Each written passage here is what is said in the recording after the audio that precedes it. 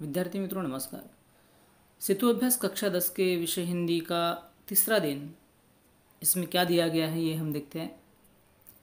क्षेत्र है श्रवण, संभाषण, मौखिक भाषा विकास।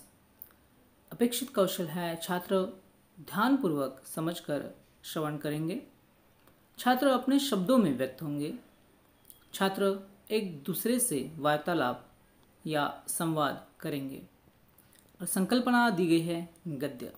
आइए देखते हैं। छात्रों, अब हम एक कहानी सुनेंगे जो कि कक्षा 9वीं की है, बिल्ली का बिलंगुड़ा। ठीक है। और बिल्ली हम घर में क्यों पालते हैं भाई, क्या उसके क्या फ़ायदे होते हैं, और लोगों को बिल्ली के बारे में, पालने के बारे में या कुछ ऐसे अपशगुन वगैरह होते हैं, गलतफहमियाँ होती है, तो वो क्यों होती है गलतफहमियाँ, और गलतफहमियाँ का अर्थ क्या होगा, ये आप सभी को इस कहानी के बाद बताना है, सोचना है। ठीक है। और बिल्ली के बारे में क्या क्या गलतफहमियाँ फैली हुई ये भी आपको सोचना है, बताना है। और एक चीज़ आपको अपने दिमाग में लानी है कि क्या कभी आप भी ऐसे कुछ गलतफहमियों का शिकार हुए हैं। तो सोचिए, समझिए। एक कहानी है, मैं आपको अभी पढ़ने जा रहा हूँ और आपको सुनना है। बिल्ली का बिलंगुड़ा, कक्षा 9वीं की कहानी सुनते हैं। कहानी बहुत मज़ेदार है, आपको बहुत मज़ा आएगा। कहानी सुनिए। एक समय था जब घरों में बिल्ली का आना जाना बुरा समझा जाता था, परंतु आजकल की परिस्थिति के कारण पुरानी विचारधारा और परंपरा एकदम घपले में पड़ गई है। वही विचार ठीक समझा जाता है जिससे काम चले। पिछले दिनों हमारे घर में बहुत चूहे हो गए थे। उन्हें घर से निकालने के बहुत सारे प्रयत्न किए गए, पर हमारी एक न चली। आटे और अनाज के लिए लोहे के ढोल बनवाए गए।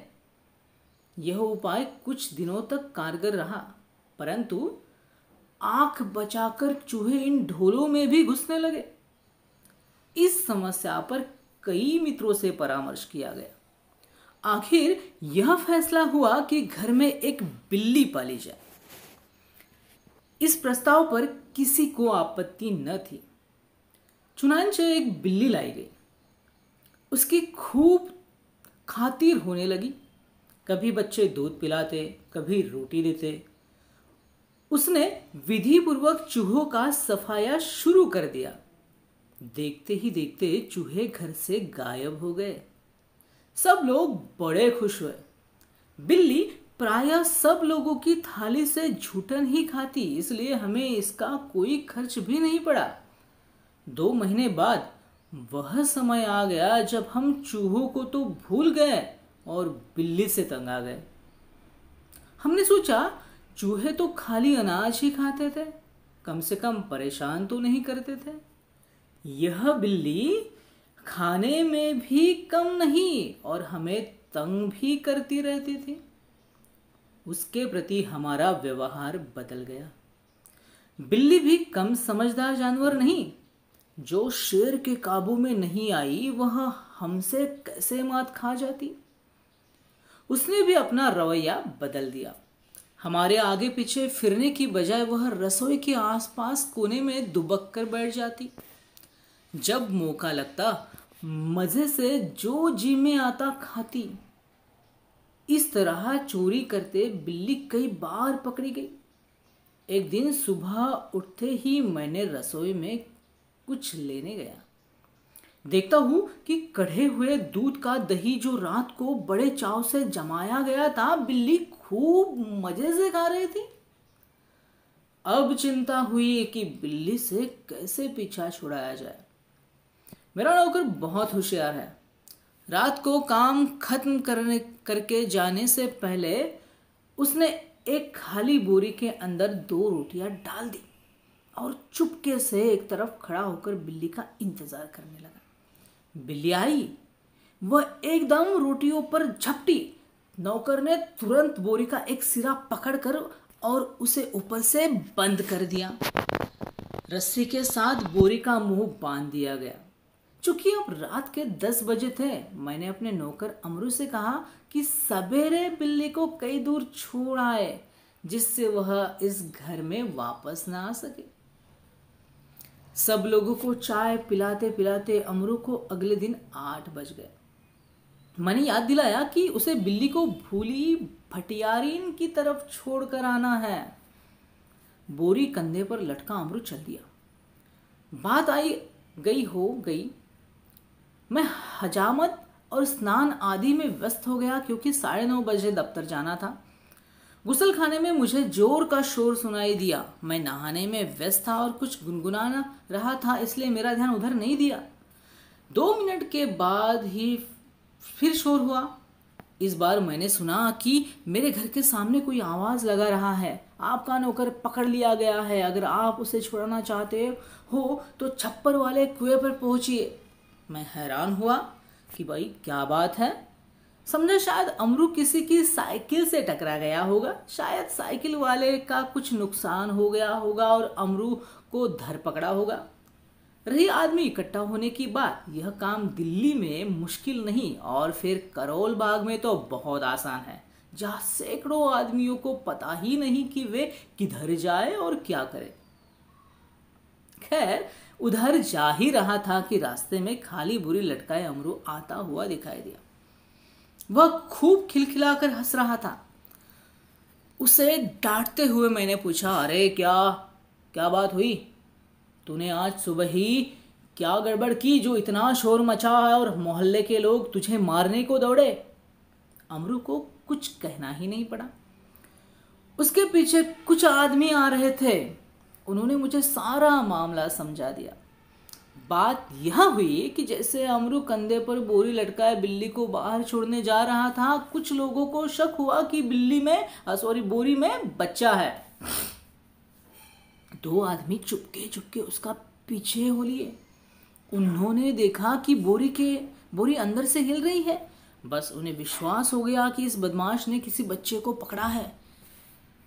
अमरू स्वभाव से अल्पभाषी है, कुछ मस्खरा है। वह चुप रहा। देखते देखते 50 आदमी इकट्ठा हो गए। उनमें से एक चिल्लाकर कहने लगा, घेर लो इस आदमी को, यह बदमाश उसी गिरोह में है जिसका काम बच्चे पकड़ना है। उस जगह से पुलिस थाना भी बहुत दूर नहीं था। एक आदमी लपक कर थाने गया और वहां थानेदार और एक सिपाही को बुला लाया। थानेदार को देखते ही एक उत्साही दर्शक अपने कुत्ते की बाहें ऊपर चढ़ाते हुए बोला कि दरोगा जी, ऐसा नहीं हो सकता कि आप इस बदमाश को चुपचाप यहाँ से ले जाएं और कानूनी कार्रवाई की आड़ में हवालात में मजे लेने दें। पहले इसकी जी भर की मरम्मत होगी। गजब नहीं है कि भरे मोहल्ले से एक बच्चा उठा लिया जाए। 2 दिन हुए, पास वाली गली से एक बच्चा गुम हो गया है। देवनगर से तो कई उठाए जा चुके हैं। आप बाद में इसके साथ जो चाहे कर ले, पर पहले हम लोग इसकी पिटाई करेंगे। भीड़ में से दसियों ने इस सुंदर प्रस्ताव का समर्थन किया और लोग अमरू को पीटने के लिए मानो तैयार हो गए। उन दिनों दिल्ली में बड़ी सनसनी फैली हुई थी। नगर के सभी भागों से बच्चे उठाए जाने की खबरें आ रही थी। 1-2 बार पत्रों में यह छपा दिया गया कि जमुना के पुल पर कुछ आदमी पकड़े गए हैं जिन्होंने बोरियों में बच्चे बंद किए हुए हैं। स्कूलों से बच्चे बहुत सावधानी से लाए जाते थे। पार्कों में और बाहर गलियों में बच्चों का खेलना कूदना बंद हो चुका था। दिल्ली नगर पालिका और संसद में इसी विषय पर अनेक सवाल जवाब हो चुके थे। इसलिए इस मामले में राजधानी के सभी नागरिकों की दिलचस्पी थी। आश्चर्य इस बात का नहीं कि लोगों ने अमरू पर संदेह क्यों किया, बल्कि इस बात का था कि उन्होंने अभी तक उसकी मार पिटाई शुरू क्यों नहीं कर दी। वातावरण में सनसनी और तनाव की कमी न थी। अगर थानेदार और पुलिस का सिपाही वहां न होते तो अब तक अमरू पर भीड़ टूट पड़ी होती। थानेदार ने आते ही अमरू की कलाई पकड़ ली और पूछा, बोल, यह बच्चा तूने कहाँ से उठाया है और इसे तू कहाँ ले जा रहा है? बता कहाँ है और तेरे साथी कहाँ है? आज सबका सुराग लगा कर ही हटूंगा। अमरू अब तक तो दिल में हंस रहा था, मगर थानेदार की धमकियों से कुछ घबरा गया।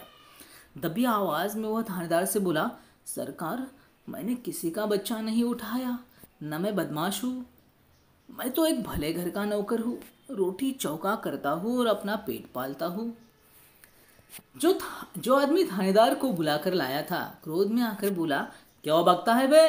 दरोगा जी ऐसे नहीं यह मानेगा, 2-4 बेत रसीद कीजिए।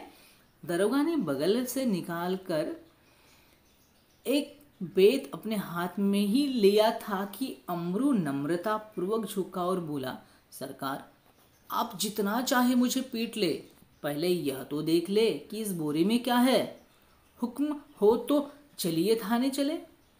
यद्यपि थानेदार इस बात पर राजी हो गए थे, पर भीड़ कब मानने वाली थी। लोग चिल्ला उठे, हरगिज नहीं, ऐसा कभी नहीं होगा। हम सब इस आदमी को बदमाशी के गवाह है, मामला कभी दबने नहीं देंगे। थानेदार डर गए कि उनकी नीयत पर लोगों को शक हो गया है। उन्होंने अमरू से कहा, अच्छा बोरी को नीचे रखो, इसका मुंह खोलो। अमरू शांतिपूर्वक नीचे बैठ गया और धीरे से उसने बोरी का मुंह खोल दिया। जैसे ही बोरी का मुंह खुला, बिल्ली का बिलंगुड़ा छलांगे मारता हुआ एक तरफ भाग गया और लोग देखते ही रह गए। थानेदार की भी समझ में न आया कि अरे भाई अब क्या करें। वह थानेदार की तरफ मुड़ा और एक तांगे वाले की पीठ पर बेत मारते हुए बोला, जानते नहीं कि रास्ते में तांगा खड़ा नहीं करना चाहिए। इस प्रकार अपनी जेब मिटाने का यत्न करते हुए दरोगा जी चले गए और अमरू हंसता हुआ घर वापस आ गया। तो भाई यह थी स्टोरी, यह थी कहानी। आपको मज़ा आया होगा। अब इस कहानी के ऊपर कुछ कृतियाँ दिए गए हैं, वो हमें करनी है। तो छात्रों, कहानी तो आपने सुन ली। अभी आपको कृति क्या करनी है? आपको अपने हिंदी के नोटबुक में लिखना है कि घर में बिल्ली पालने के कारण क्या थे। जो अभी मैंने कहानी में पढ़ा है वही कारण आपको लिखने हैं। घर में बिल्ली पालने के कारण क्या थे? कि उनके घर में चूहे बहुत हो गए थे, वो चूहों से परेशान हो गए थे और चूहों का खात्मा करने के लिए उन्होंने कई उपाय किए, लेकिन सब नाकाम रहे। फिर बाद में उन्होंने बिल्ली लाई चूहों का खात्मा करने के लिए। ठीक है, इस तरह के कारण आपको लिखने हैं, ढूंढने हैं आपको। कहानी कक्षा 9वीं की आप किताब आप सामने रखिए या फिर एक कहानी के स्क्रीनशॉट आप ले सकते हैं इस मोबाइल से। उसके बाद शब्दकोश या गूगल की सहायता से निम्नलिखित शब्दों की विलोम खोजकर नए वाक्य आपको बनाने हैं। कुछ शब्द नीचे दिए गए हैं, वो शब्द देखिए और उसके ऊपर आपको नए वाक्य बनाने हैं। शब्द देखिए, शब्द है समझदार, अल्पभाषी, पुरानी, समर्थन, दुर्लभ और शुष्क। तो आपको क्या करना है कि इन शब्दों के विलोम शब्द खोजना है। ठीक है, आपको प्रयास करना है विलोम शब्द खोजने के। ठीक है, और विलोम शब्द खोजने के बाद उनको अपने एक नए वाक्य में उसको लाना है, अपना नए वाक्य लिखना है। हर शब्द को पकड़कर एक नया वाक्य आपको तैयार करना है और ये आपको नोटबुक में लिखना है। ठीक है, आप लिखकर हमें दिखाइएगा। आपको तो पता है कि बहुत सारी गलत फहमियाँ फैली होती है समाज में, जैसे कि बिल्ली अगर रास्ता हमारा काट ले तो हमें आगे नहीं जाना चाहिए, वापस मुड़ना चाहिए। ऐसे बहुत सारे है ना। तो ऐसी गलत फहमियों फैली होती है बहुत सारे प्राणियों के, जैसे चमगादड़ के लिए, छिपकली के लिए भी गलत फहमियाँ हैं, उल्लू के लिए भी गलत फहमियाँ हैं। ऐसे बहुत सारे जानवर हैं जिनके प्रति गलत फहमियाँ फैली हुई है समाज में। वो अंधविश्वास भी हम मान सकते हैं। तो अगर इससे जुड़े कुछ आपके अनुभव है तो आप वो अपने नोटबुक में लिख सकते हैं। लेकिन आपको एक काम अवश्य करना है कि प्राणी हमसे कहते हैं जियो और जीने दो। इस विषय पर कुछ 2-4 वाक्य आपको ज़रूर लिखने हैं कि प्राणी हमसे कहते हैं जियो और जीने दो। अपने नोटबुक में कोशिश कीजिएगा कि प्राणी हमसे क्यों कहते हैं जियो और जीने दो। क्योंकि प्राणी ना तो किसी का बुरा चाहते हैं, वो अपने जीने में व्यस्त रहते हैं, इंसान की तरह किसी का द्वेष नहीं करते, क्लेश नहीं मानते। तो इस तरह के कुछ विचार आप साझा कर सकते हैं। ठीक है, करके देखिएगा। और हम सबको तो पता है कि हमारे समाज में ऐसे कई सारी चीज़ें हैं, कई सारी बातें हैं जो गलत फैली हुई है, गलत फहमी हुई है और लोग कई बार इन गलत फहमियों के शिकार भी होते हैं। जैसे कि जैसे कि मानो कुछ अपने दिमाग में वो सोच लिए होते हैं कि ऐसे करने से वैसा होगा, वैसे करने से वैसा होगा। ये अंधविश्वास की बातें होती हैं, ऐसा कुछ होता नहीं है। अक्सर अगर हम विज्ञान की दृष्टि से सोचते हैं तो यह अंधविश्वास माना जाता है। लेकिन कई लोगों को ऐसा अनुभव होता है, ऐसा वो खुद कहते हैं। तो ऐसा क्या होता है, क्या नहीं होता है, अपने आसपास के लोगों की तरफ नज़र घुमाइए। ऐसी कई बातें आपके सुनने में आई होगी, तो सोचिए ऐसी क्या बातें हैं, कौन से आपके लोग हैं पहचान के जो गलत फहमियों का शिकार हुए हैं या जिन्होंने गलत फहमियाँ पाली हुई हैं।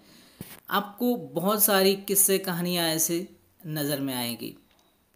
छात्रों, हमने कहानी तो पढ़ ली है, लेकिन उसका कुछ अंश यहाँ पे मैं फिर से आपको साझा करा रहा हूँ और उसके ऊपर कुछ कृतियाँ दी गई हैं, वो आपको नोटबुक में छुड़ानी है। देखिए, सुनिए कि उन दिनों दिल्ली में बड़ी सनसनी फैली हुई थी।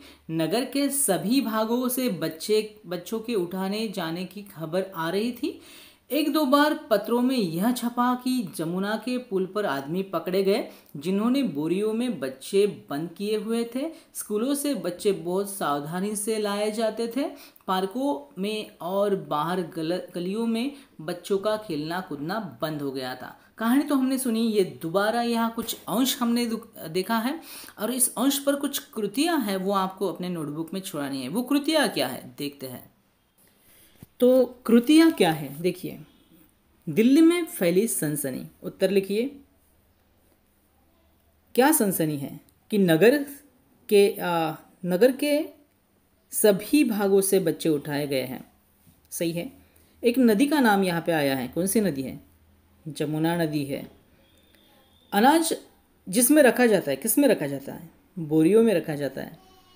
बाग के लिए अंग्रेजी शब्द क्या आया है इसमें? स्कूलों और पार्कों से ऐसा कुछ है? हाँ, पार्क। सही है।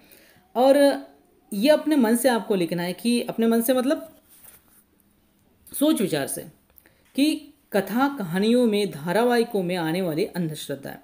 आपने टीवी देखी होगी, कथा कहानियाँ टीवी पर देखी होगी, तो क्या अंधश्रद्धाएं दिखाती है? कई बार सांप को दूध पिलाते हुए एक हद सीरियल में हमें देखने को मिलता है। कई बार पत्थर की मूर्त हमें दूध पीते हुए दिखाई देती है ना। ऐसे कई सारी चीज़ें होती हैं जो टीवी से हमें पता चलती है। अंधश्रद्धाएं जो हमें दिखाई देती हैं, वो आपको देखनी है, समझनी और लिखनी है। ठीक है। तो छात्रों, यह थी कृतियाँ जो आपको अपनी नोटबुक में लिखनी है। और इसके अलावा भी आप कुछ कर सकते हैं, जैसे कि शेर, बिल्ली, इनकी बारे में कुछ गलत फहमियाँ हैं, तो वो इसके ऊपर आप अपने दोस्तों से चर्चा कर सकते हैं। शेख चिल्ली की कहानी आपने सुनी होगी या नहीं सुनी होगी, तो आप उसको पढ़ सकते हैं। एक कहानी आप बना सकते हैं, गधा, पेटू और पंडित। इन शब्दों को मेल करके, इनको मिलाकर, गधा, पेटू और पंडित, अपने मन से, अपने सोच से, अपने विचार से, जैसे आपको चाहे वैसे कहानी आप अपने जहन में ला सकते हैं। और शिक्षकों से, अपने दोस्तों से वो कहानी आप बता सकते हैं कि आपने किस तरह की कहानी तैयार की है खुद से। ठीक है। तो इस तरह की कुछ कृति थी इस तीसरे दिन कक्षा 10वीं के हिंदी के सेतु अभ्यास में। शायद आपको मज़ा आया होगा और जो बातें मैंने आपको बताई नोटबुक में लिखने के लिए, वो लिख लीजिएगा ज़रूर।